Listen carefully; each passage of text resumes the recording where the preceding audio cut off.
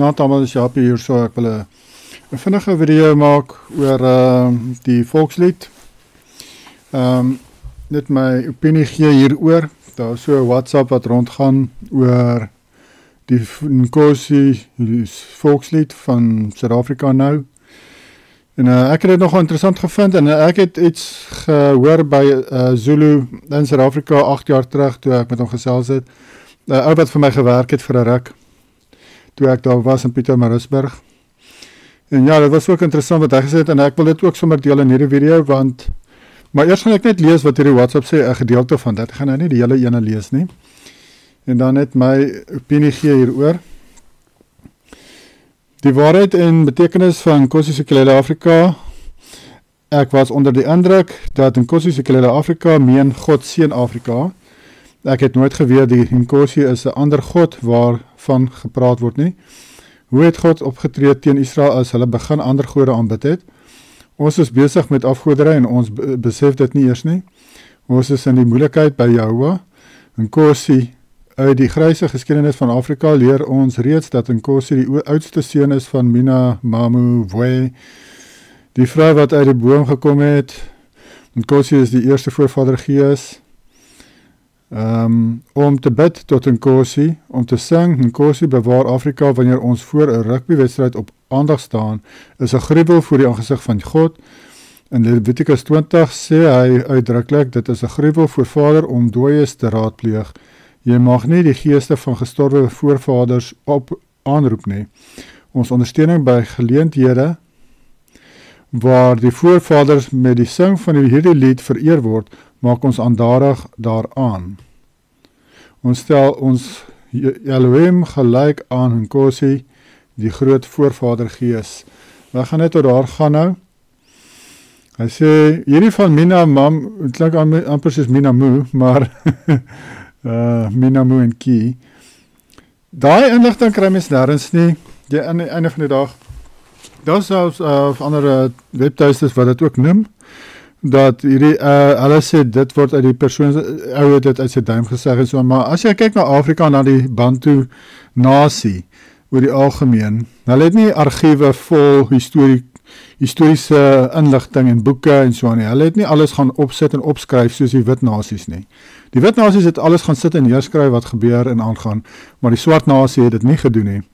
Hulle het meer orally alles oorgedra, van geslag tot geslag, en hulle het ook so, veral met die Sangomas, het hulle, lyk my, baie van hierdie dieper inligting het die Sangomas nou ontvang. Hulle het dit geweet, en net hulle het dit gehad, baie van hierdie inligting ook.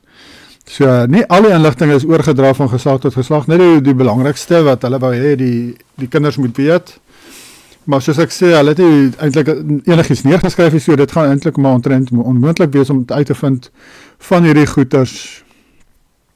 En dan kry jy wit mense wat probeer skryf oor hierdie goeters, en dis nogal komies. Ja, maar in elk geval, wat ek wou gesê het oor wat ek uitgevind het hieroor, toe ek aan so 8 jaar terug in Suid-Afrika was, ons het probeer besigheid daar op die been bring. En Pietermaritzburg en ongelukkig het daar baie mense in die mark geklim met dieselfde idee en toe was daar dit was toe saturated, so toe kon dit nou nie meer werk nie. So ons was net tydelik toe terug in Suid-Afrika en toe kom ons alweer terug Engeland toe. Ja, jongens, heen en weer gewees, seesaw. Maar toe daar so 8 swartes vir my gewerk, daar Pietermaritzburg Zulus, die leier van hulle, hy is ook die kleinste een van hulle gewees, is interessant, nee, maar hy het baie sterk leierseienskappe gehad, en hy was maar die leier van die groep ook, ek kon het sien, ons het in die begin bietjie vastgesit en so aan, koppe gestamp, maar eventually, actually, het ons, jy kan seker maar sê vriende, ons was vriende, soort van, maar baie goed oor die weg gekom in die einde, en ek het hom ook uit baie issues uitgehelp, waar hy in die moeilikheid was met iets, en dan help ek hom, en ja, en ek dink hy het my baie gerespekteer ook daai tyd. Maar in elk geval, ek het nog gevra oor hierdie, eendag, uit die bloute, vra ek hom oor hierdie Nkosi, wat hulle in hulle volkslied het. Wie is hierdie Nkosi? En toe lag hy so, En ek verstaan nou hoekom hy lag. En toe lag hy te sê, dis 'n voorvadergees. Dis nie Nkosi is nie God, is 'n voorvadergees. Ek kan nie onthou of hy gesê dis die groot voorvadergees, maar ek weet vir 'n feit hy het gesê dis is 'n voorvadergees. En maar toe lag hy so, en ek besef hoekom hy lag nou, want hy lag seker want die wit nasie sing hierdie volkslied en hulle sing vir die swartes se voorvadergeeste. Hulle roep hulle aan. En dis ek dink hoekom hy lag. En soos ek sê, hierdie goed word oral oorgedra van geslag tot geslag, so jy gaan nie sommer in boeke kry hierdie inligting nie. Maar ja, ek kan bevestig wat hierdie WhatsApp sê van hierdie ou wat sê, dit is hy sê hierso dis die hoofvoorvadergees. Hierdie ander goed wat hy doen, ek weet nie hoe mense dit kan bewys nie, maar ek het beslis self by een van die swartes uitgevind dat dit is wel 'n voorvadergees. So net vir daai feit alleen moet mens wegbly van hierdie volkslied. Jy mag nie dit sing nie, jy moet nie jou kinders laat dit sing nie, jy moet jou kinders sê om nie dit te sing nie. Al is ek daar net 'n kans van 10% dat ek reg is, en hierdie ou reg is, dan moet jy dit nog steeds doen, want jy bring basically 'n vloek oor jouself, oor jou gesin, en oor jou land, en oor jou mense, oor Israel. Jy bring 'n vloek oor almal, as jy hierdie voorvadergees aanroep vir beskerming, want wat hierdie volkslied sê, sê, maar ek gaan nou in plaas van God, of Nkosi, gaan ek sê, voorvadergees, seën Afrika, en dan sê hulle, may her horn rise up, hear our prayers, voorvadergees, bless us, as your children. Hier sê hulle in hierdie volkslied, dat ons is die kinders van hierdie voorvadergees, en ek wil net vir julle noem van die voorvadergeeste ook, as jy 'n bietjie dieper studie gaan doen, dan gaan jy agterkom, hierdie voorvadergeeste is nie net basically hulle oumas en oupas en paas en maas en goed wat nou afgestorwe is nie.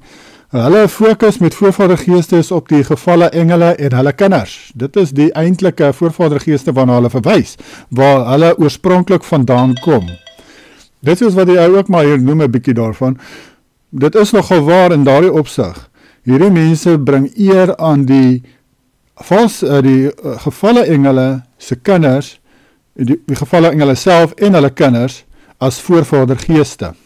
En hoe hulle dit ook baie keer doen is met hulle, wat ook hulle doen, maak hulle op soos hierdie voorvadergeeste, sodat hulle gepossess kan word deur hierdie geeste. Verstaan julle? Hulle wil possess word deur hierdie demone, want hierdie kinders van gevalle engele is vandag demone. Nou, hulle wil possess word deur hierdie voorvadergeeste, so hulle maak hulle op. Ek het 'n vorige video oor toe ek praat oor die narre. Gaan kyk daardie video oor die narre. Daar het ek dit 'n bietjie behandel. Hulle wil possess word en dan maak hulle op soos clowns, of hulle verf hulle gesigte wit, sit rooi neuse op, trek groot skoene aan, loop op stelte, sit lang blonde hare op hulle koppe en goed, laat hulle soos hierdie gevalle engele kan lyk en hulle kinders, en dan word hulle possess. Dis waar het gaan, en dis die eintlike betekenis van die voorvadergees. So wat jy eintlik doen as jy hierdie volkslied sing, dan vereer jy die gevalle engele en hulle kinders. Wel, dit is te sê nou as hierdie WhatsApp reg is, en dit wat hy ou wat vir my gewerk het, vir my gesê het. En dit is nou ek al 'n lang pad met die ou gestap het, so ek dink hy het nie my rad voor die oë gedraai daar nie. Hy het vir my reguit gesê wat dit is. En ja, as hy nou nie vir my geleeg het nie, dan is dit gevalle engele en bose geeste wat julle aanroep met hierdie volkslied. En wat hulle met hulle rugby games is, roep hulle hierdie afgod aan, hierdie demone, roep hulle op vir die game. Mens moet dit nie doen nie. Jy bring vloek oor die land, jy bring vloek oor jou nasie, en dan wonder die mense, ag nee, wat gaan nou aan? Hoekom word ons so vermoor en doodgemaak en vernietig? Maar die mense draai weg van jou as 'n gebooie af, wetend en onwetend. In hierdie geval is dit onwetend. Mense weet nie wat Nkosi beteken nie, Jahoua nie. Hulle dink is maar dieselfde God, maar dit is nie dieselfde God nie, mense. So jy bly weg van hierdie volkslied af, is evil. Ons lees in Hosea 4:6. My volk gaan ten gronde weens 'n gebrek aan kennis. As jy verder lees, sien jy hierdie kennis is die kennis van die gebooie. Israel gaan ten gronde weens 'n gebrek aan Jahoua, die kennis van Jahoua se gebooie. Omdat jy die kennis verwerp het van my gebooie, sal ek jou verwerp, sodat jy vir die my nie priestersamp sal bedien nie. Omdat jy die wet van Jehovah vergeet het, sal ek ook jou kinders vergeet. Ons sien dit vandag al.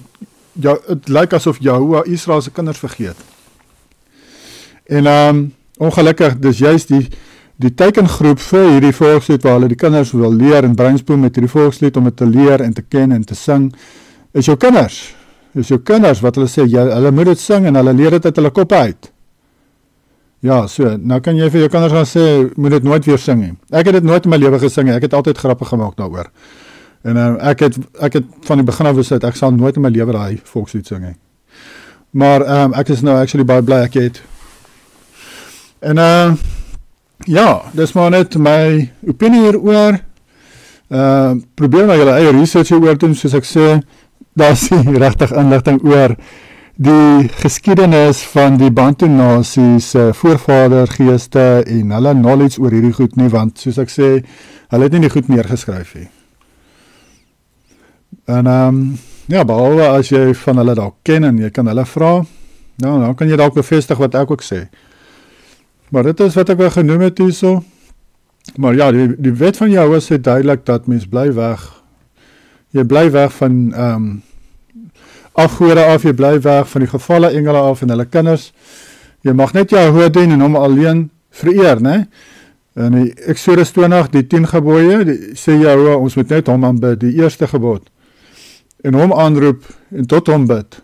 Dit staan in die Matteus 6 vers 9, Matteus 4 vers 10, Exodus 20, Deuteronomium 6 vers 4, 6 vers 13, oral oor sê Jehovah vir ons wat ons moet doen. So as julle hierdie ander goed aanroep en sê, daardie goed moet julle beskerm, en daardie goed moet julle seën, en julle is daardie goed se kinders, imagine net, hoe is dit vir Jehovah as hy dit sien? As hy dit sien dat julle dit doen.